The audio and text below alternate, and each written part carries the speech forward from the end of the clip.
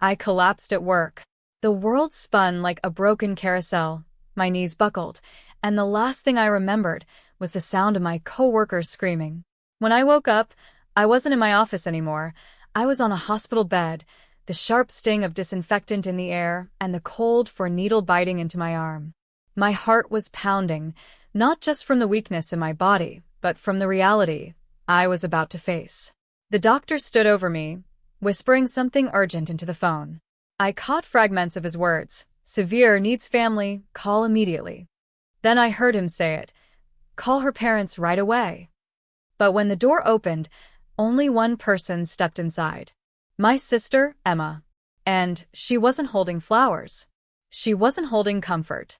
She was holding a small black envelope clutched so tightly in her hand, I could see her knuckles turning white. Her face was unreadable, her lips tight like she was fighting the urge to say something that could set the room on fire. I blinked, confused. Where's Mom? Dad. I whispered, my voice breaking. Emma didn't answer. She just walked closer, dropped the envelope on my blanket, and leaned so close to my ear that her breath chilled my skin. You're going to want to open that, she said softly. But just know, once you do, nothing in your life will ever be the same again. The envelope felt heavier than paper should. My trembling fingers reached for it, but before I could pull it open, the heart monitor beside me beeped louder, faster, like it was echoing my fear. And that's when Emma's eyes met mine, cold, sharp, almost dangerous. I froze. Because in that moment I realized my sister didn't come here just to comfort me. She came here with a purpose. And somehow I already knew it had to do with revenge. But revenge for what? I was about to find out. If you think you're ready to step into the secrets my family has been hiding, stay with me till the end. And please, watch and subscribe because you'll need to hold on tight for what's coming. Now let me take you back to where it all started. My name is Claire. I grew up in a family that looked perfect from the outside. My parents, Thomas and Evelyn, were what neighbors called the American dream couple. My dad had a successful construction business, and my mom ran a boutique downtown. We lived in a 2-story house with a white fence in Chicago, and anyone passing by would think we were the happiest family alive. But perfection is only the mask families wear to hide the cracks. Emma, my sister, is 2 years older than me. She was the golden child, smart, fearless, and always craving justice. I was the quieter one, the dreamer who wanted peace more than war. Where she was fire, I was water.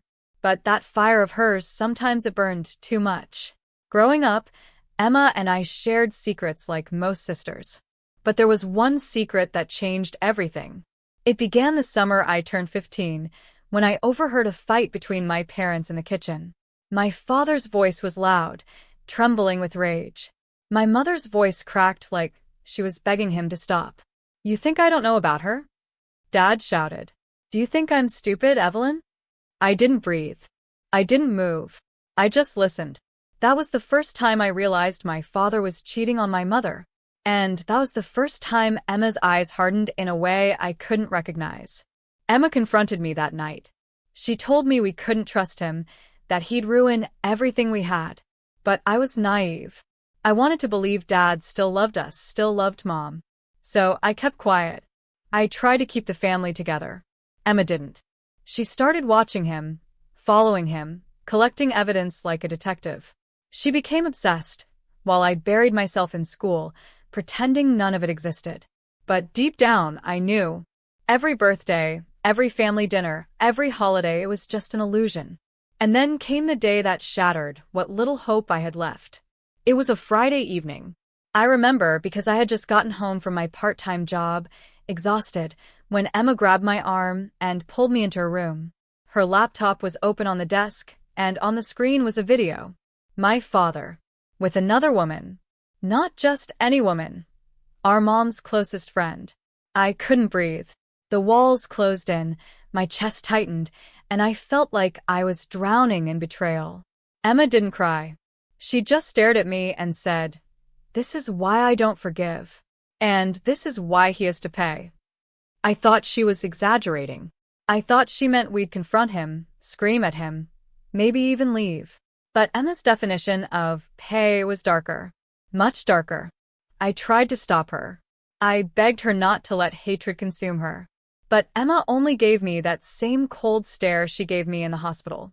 And then, a month later, something happened that no one in our family was ready for. The police showed up at our door. They were looking for my father, because the woman he was cheating with had gone missing. I can still hear my mother scream when they put handcuffs on him. I can still see Emma standing in the corner, her face unreadable, her lips pressed together in quiet satisfaction. It was the first time I wondered, did Emma have something to do with this? I didn't know then, but I know now. And that night, as my father sat in jail, our family fell apart completely. But here's the thing, you haven't even heard the worst of it yet. Because the next morning, I woke up to a sound that made my blood run cold. Emma. Burning something in the backyard. What she was burning was proof. And that was the moment I realized my sister wasn't just protecting us. She was controlling everything. And maybe, just maybe, she had crossed a line we could never come back from. The firelight flickered against Emma's face, turning her features into something almost unrecognizable, shadows swallowing her cheekbones, her eyes glinting like shards of glass. I stood frozen at the back door, my hand pressed against the glass, watching as she tossed another sheet of paper into the flames. The smell of burning ink filled the air, sharp and bitter. I wanted to scream. I wanted to run outside and stop her. But something about the way she moved, calm, deliberate, almost proud, paralyzed me.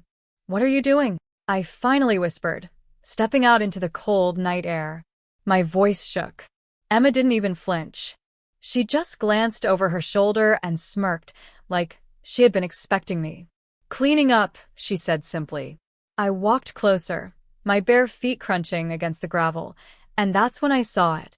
The last piece of paper in her hand. It wasn't just any paper. It was a printed photograph. My stomach dropped when I realized what it was. It was the same image she had shown me on her laptop. Dad. With that woman. And just before she let it drop into the flames, I caught a glimpse of something else on the back of the photo. A number. A signature. A date. It wasn't just a picture. It was evidence. "Emma, stop." I lunged forward, but it was too late. The fire swallowed the photo whole, curling the edges until all that was left was ash floating into the night. She looked at me then, her expression unreadable, her voice flat. "Claire, sometimes you have to destroy things to survive." I shook my head, tears blurring my vision. "No, you're covering something up. Tell me the truth. Did you do something to her?" Her lips curved into the faintest smile, the kind that made my heart freeze. "If I did, would you still protect me?" I felt the ground shift beneath me. This wasn't my sister anymore. Or maybe this was who she had always been, and I just hadn't seen it. The following days were chaos. My father sat in jail, denied bail. My mother refused to eat, refused to sleep. The press camped outside our house like vultures, shoving microphones in our faces, asking if we believed he was guilty. I didn't know what to believe anymore. Emma, on the other hand, seemed perfectly in control. She walked past the reporters with her head high, answering nothing. She was calm in a storm that was tearing the rest of us apart. And every time I looked at her, I remembered the fire, the ashes, the evidence that no longer existed. The trial began 2 weeks later. I sat in the courtroom, my hands clenched so tightly my nails dug into my palms. The prosecution painted my father as a violent man, a man desperate to protect his secret affair. The defense argued he was being framed. My mother sobbed quietly beside me. But Emma stared at the judge with an expression I couldn't read, almost like she already knew how it would end. And then something happened that made me doubt everything again. The missing woman's body was found, at the bottom of a river, wrapped in a blanket. The courtroom gasped. My mother nearly fainted, and I couldn't breathe, because when the photo of the blanket was displayed on the screen, my heart stopped. I recognized it. It was the same blanket from our living room couch. I turned to Emma, my mouth open, my voice trapped in my throat. She didn't look at me. She just kept staring straight ahead, her jaw tight. And in that moment I knew. It wasn't my father who had framed himself. It was Emma. The realization hit me like a truck. My sister, my own blood, was capable of murder. But why? That night, I confronted her. I cornered her in our room, my hands trembling, my voice breaking. Emma, tell me the truth. Did you do it? Did you kill her? For the first time, her mask cracked. Her eyes filled with something dark, something like pain, something like rage. She deserved it, she whispered, her voice trembling. She destroyed our family. She thought she could take everything from us. I wasn't going to let that happen. My stomach churned. My hands went cold. So you framed Dad? Her lips curled into that same eerie smile from the fire. He deserved it too. My heart stopped. What are you talking about? She stepped closer, her voice low, sharp, almost venomous. You still don't get it, do you, Claire? Dad never loved us. He never loved Mom. All he cared about was himself. He left us a long time ago. I just made sure the world saw him for what he really is.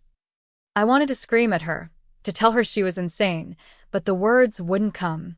I was trapped between fear and loyalty, torn in two. And then the knock came at the door. Loud. Firm. Police. My mother gasped, clutching her chest. I froze in place. But Emma? She calmly smoothed her hair, walked to the door, and opened it like she had been expecting them. The officer's voice was cold.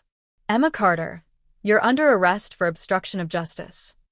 My mother cried out, No, not my daughter. But Emma didn't resist. She didn't even flinch. She just turned back to me one last time, her eyes glinting with something dangerous. And she whispered, Don't betray me, Claire. Because if you do, you'll regret it. They dragged her away in handcuffs, the red and blue lights flashing through our windows, sirens wailing into the night.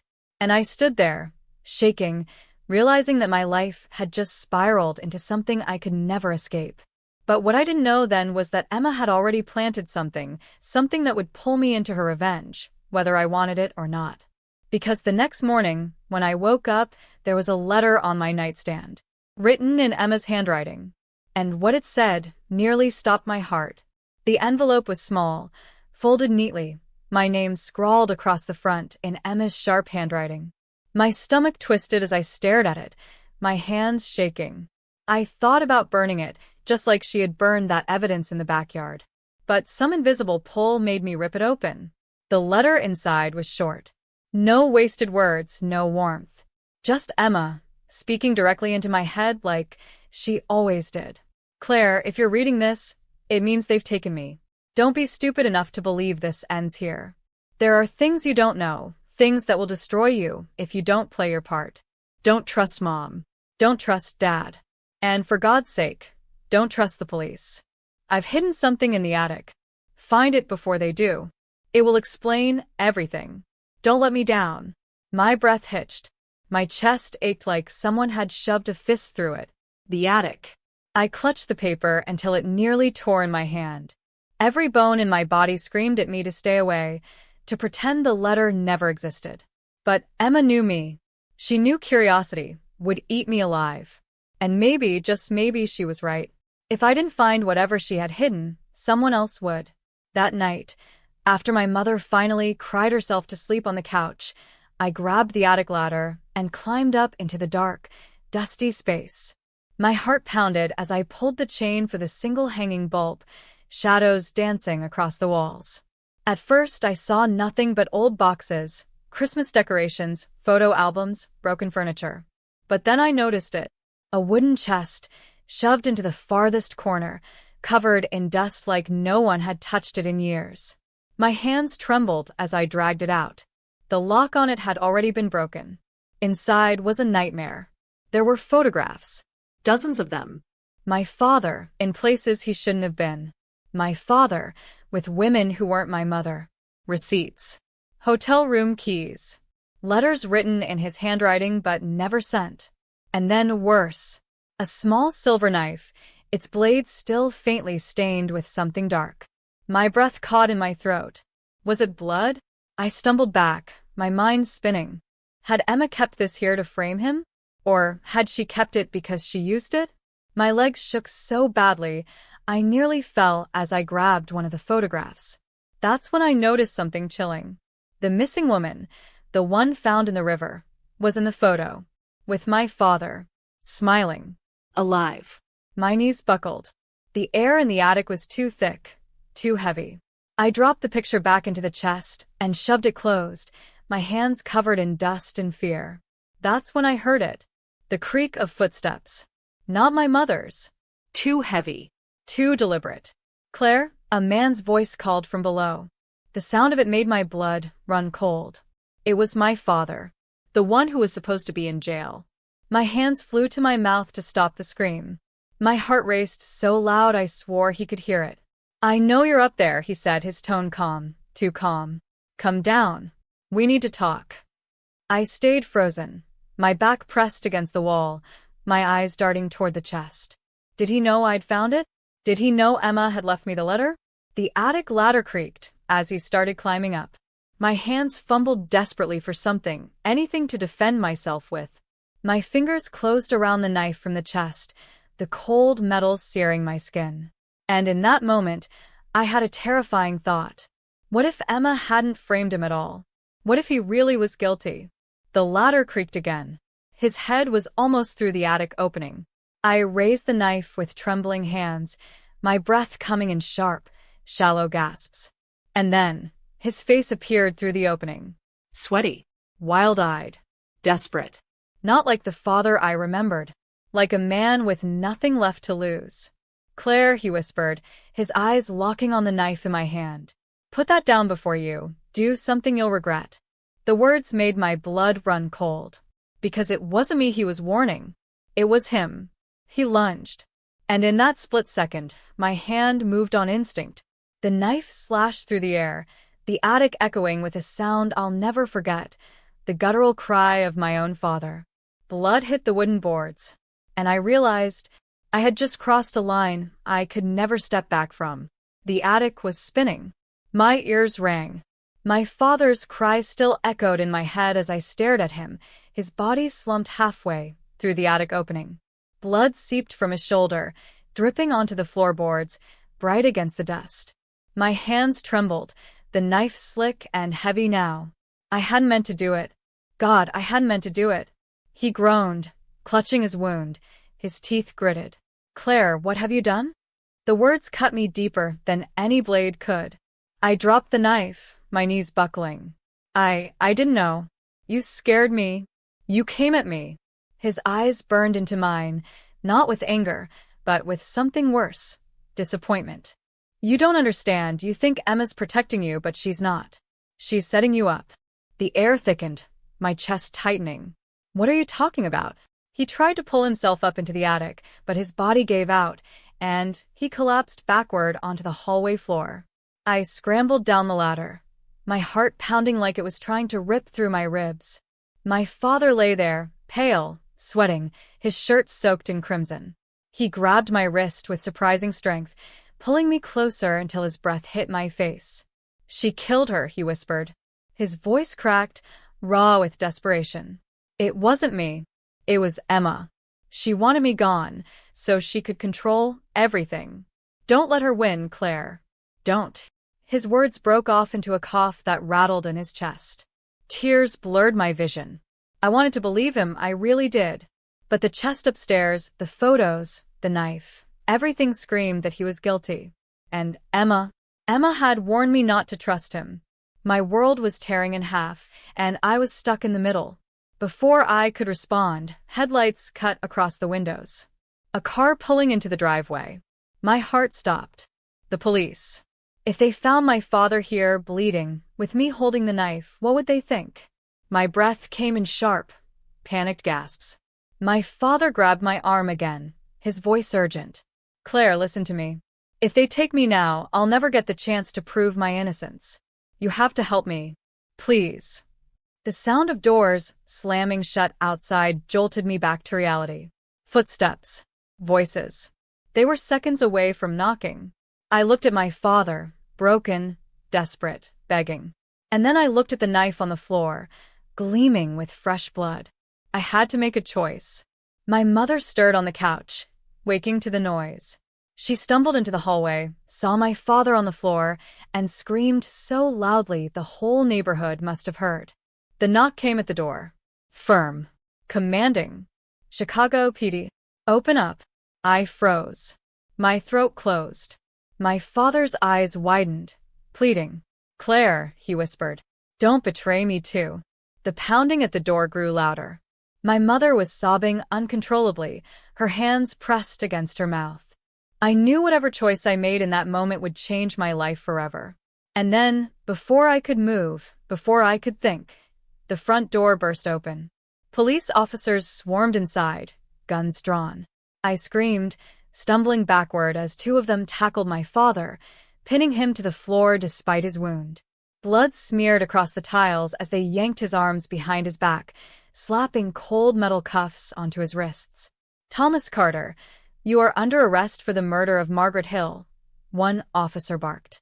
My father's eyes locked on mine, wild with rage and betrayal. Claire. Tell them. Tell them it wasn't me. But my mouth wouldn't open. My voice was gone. The officers dragged him out of the house, his blood leaving a trail across the floor. The red and blue lights flashed through the windows again, sirens splitting the night. And just like that, he was gone. My mother collapsed to the floor, sobbing so violently I thought she might choke. I stood frozen, my body numb, my mind replaying his words over and over. Emma set me up. Don't let her win. Hours later, after the chaos had quieted and my mother cried herself back to sleep, I sat alone in my room, staring at Emma's letter again. Don't trust Dad.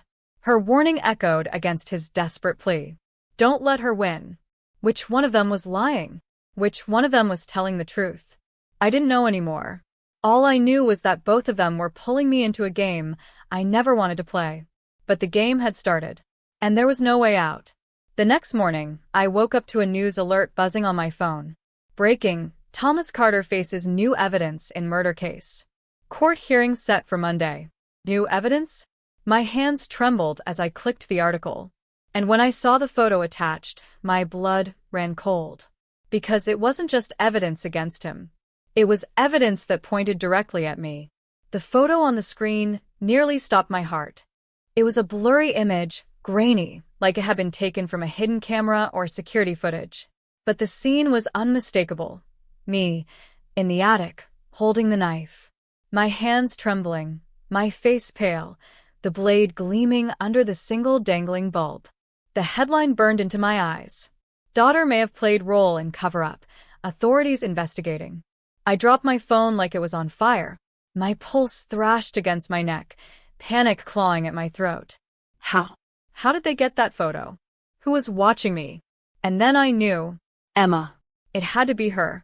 She wasn't just covering her tracks. She was dragging me into her plan. She'd warned me in that letter not to trust anyone, but what she didn't say was worse. She had made sure I had no choice but to be part of this. Because now it wasn't just about her.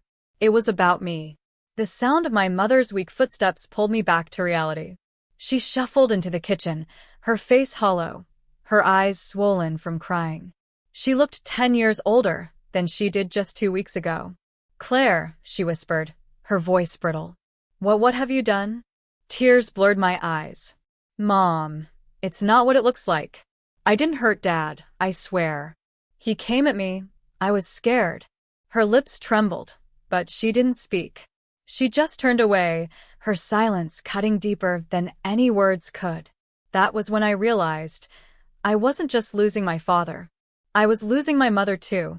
By noon, reporters had swarmed outside again, shoving cameras through the gate, shouting my name. I pulled the curtains shut and sank onto the couch, trembling. Every channel, every website, they all had my face plastered across it. Thomas Carter's youngest daughter under suspicion. The Carter family tragedy deepens. Daughter caught with possible murder weapon. It felt like drowning in quicksand. The more I struggled, the deeper I sank. And then, like a ghost, Emma returned. I heard the soft click of the front door. My chest tightened as she walked in, free. No handcuffs, no police escort. Just Emma, dressed in black, her hair tied back, her face unreadable. I jumped to my feet. How are you here? They arrested you. Her smirk was sharp enough to cut glass. Charges were dropped. Not enough evidence. Not enough evidence? My knees wobbled. Was she the one feeding them the photo of me while clearing herself? Why are you doing this? I demanded, my voice breaking. Why drag me into it? She walked closer, her eyes pinning me in place. Because, Claire, you've always been too soft. Too blind. You needed to wake up. Now, the world doesn't see me as the villain. They see you. And that means I can move freely while they're all watching you. Her words sliced me open. My hands shook. You're insane. You set me up to take the fall. She tilted her head, her smile cold. No. I set you up to survive. Think about it. If Dad goes down, the business, the money, the house, it all comes to us. But if I'm the only one standing, people will question. With you? With both of us tangled in it? They'll never know who to blame. Her logic was twisted, poisonous, but terrifyingly calculated. I wanted to scream at her. I wanted to throw her out. But part of me knew she was right. With my face all over the news, I was already in it. Whether I liked it or not. Claire, she whispered, leaning close enough that I felt her breath on my ear. If you want to survive this, you'll listen to me. We're in this together now. And together, we'll win. Her hand slipped into her coat pocket, and she pulled something out. A phone. Not hers.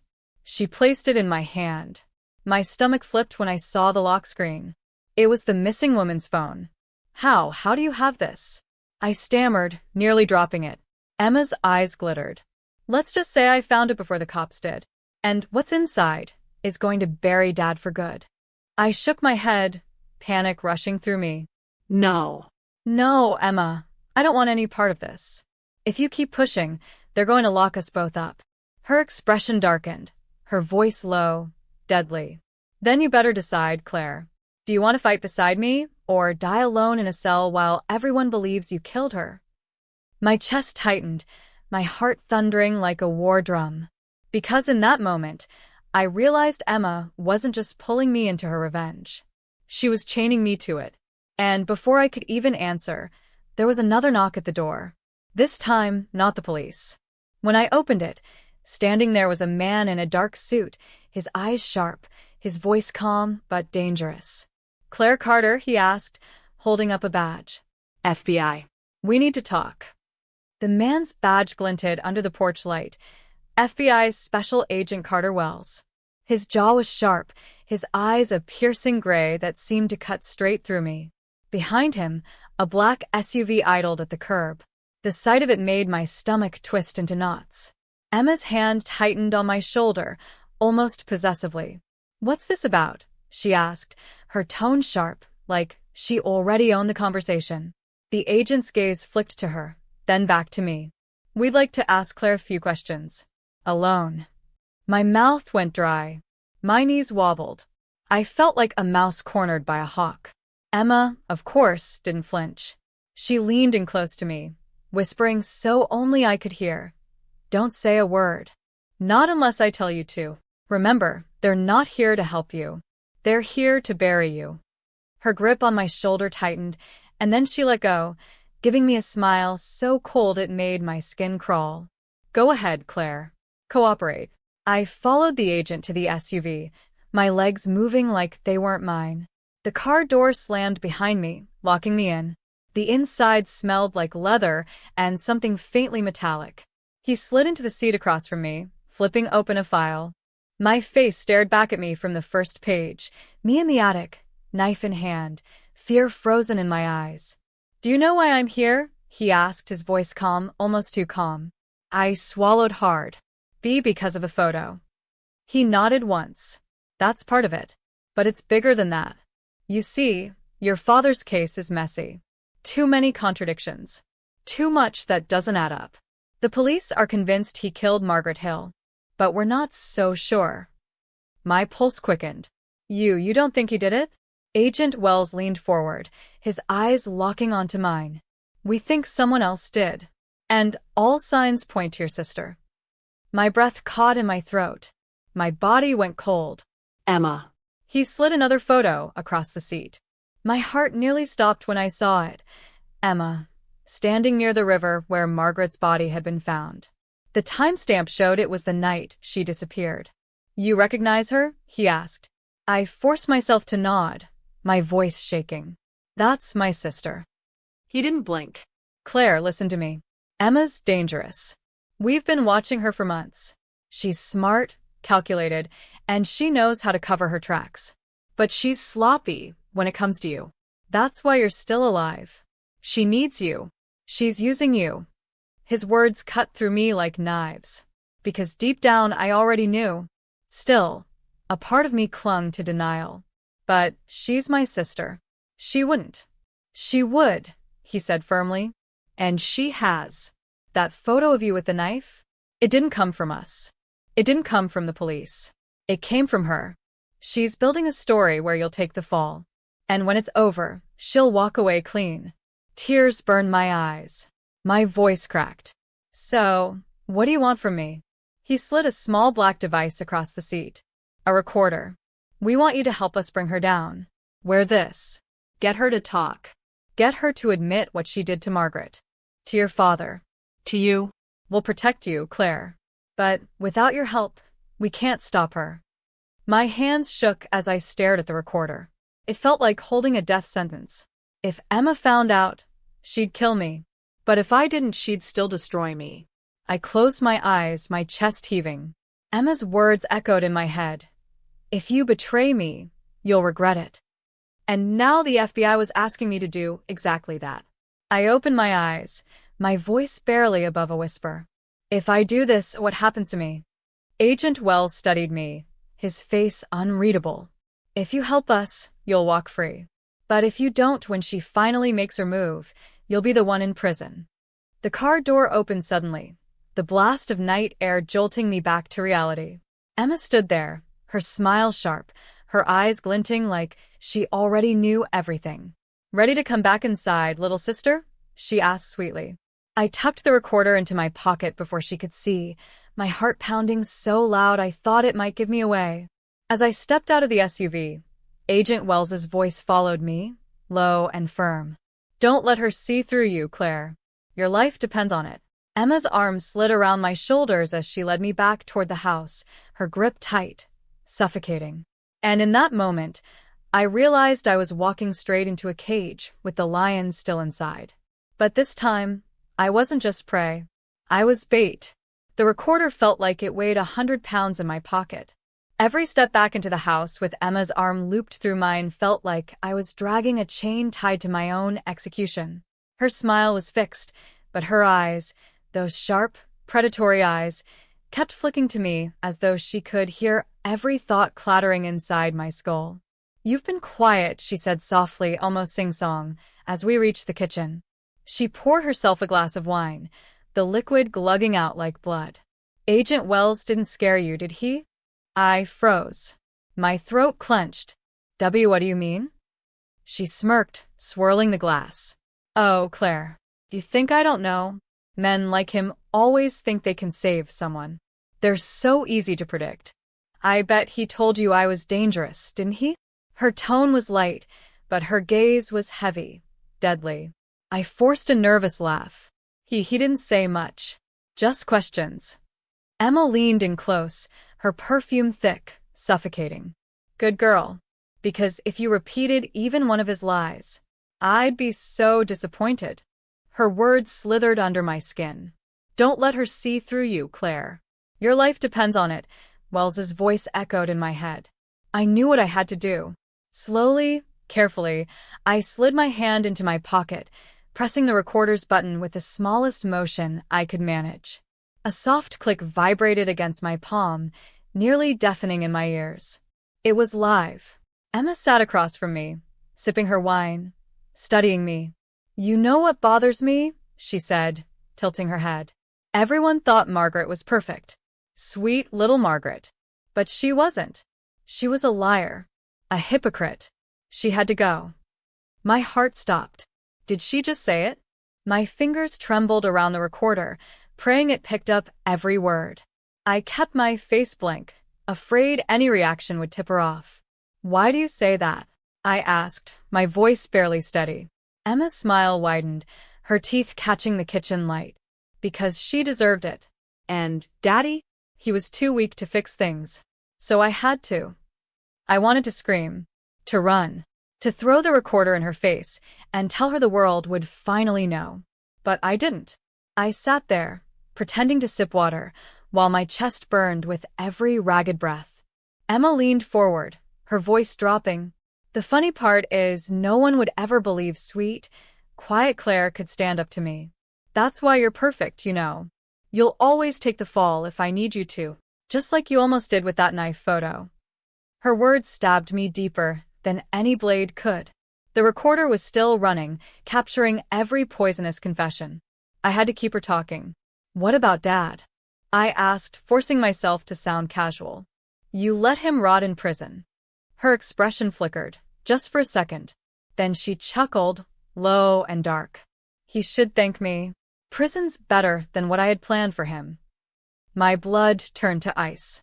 Before I could push further, she suddenly leaned across the table, snatching my wrist.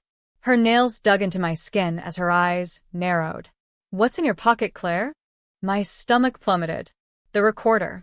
She tugged at my arm, her grip tightening. My mind screamed, "If she finds it, I'm dead." I forced a shaky laugh, trying to twist free. "It's nothing. Just my phone." Her hand darted into my pocket like a striking snake. My breath caught in my throat. And then, a loud knock rattled the front door. Emma froze, her head snapping toward the sound. Slowly, she released me, her lips curling into a suspicious smile. "Saved by the bell," she whispered. My heart thundered as she glided toward the door, her wine glass still in hand. I gripped the recorder in my pocket, praying it hadn't stopped, praying I had enough already. But as Emma opened the door, her face twisted into something I'd never seen before. Because standing on the porch wasn't Agent Wells. It was a woman. Pale. Shaking. Her eyes wide with terror. And when she spoke, her words shattered the room. "Please, you have to help me. Emma tried to kill me." The woman at the door clung to the frame as though the house itself might swallow her. Her clothes were torn, her arms mottled with bruises. Her voice cracked when she repeated, "Please, Emma tried to kill me." For a heartbeat, the world stopped. Emma's smile faltered, wine dripping from her glass onto the floor. Then, as quickly as a mask snapping back into place, she let out a laugh that echoed through the hall. "Oh, Claire," she said smoothly, turning her eyes on me. "You see? Another one of his pawns. Agent Wells will send anyone to spin stories." But the woman's terror was too raw to be staged. Her wide eyes darted past Emma and locked on mine. "Don't let her shut the door. She tried to drown me. I got away. Please don't let her." Emma slammed the door in her face. The thud jolted through my chest like a gunshot. She turned back, her eyes gleaming, her grin feral. "Liars everywhere, Claire. Don't you see? They'll say anything to destroy me. Just like Margaret."